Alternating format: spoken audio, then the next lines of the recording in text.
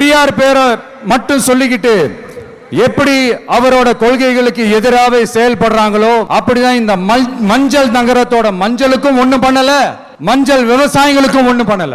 ஆராய்ச்சி மையம், சிறப்பு மையம்னு கோடி கோடியா டெண்டர் விட்டாங்க, பேருக்கு கட்டிடத்தை கட்டினாங்க.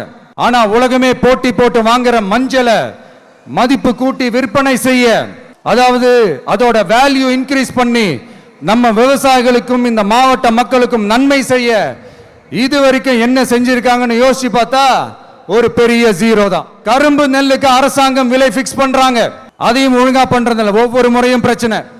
அங்க நெல் கொள்முதல் செய்யறதுல ஊழல்.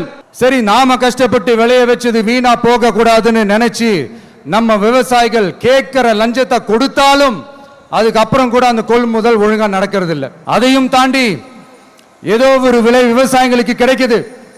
அப்படிலாம் இல்லாம ஒழுங்கா நேர்மையா நம்ம மஞ்சளுக்கும் நியாயமான விலை பிக்ஸ் பண்ணி தரமான விதைகளை கொடுத்தா என்ன குறைஞ்சா போயிடுவாங்க?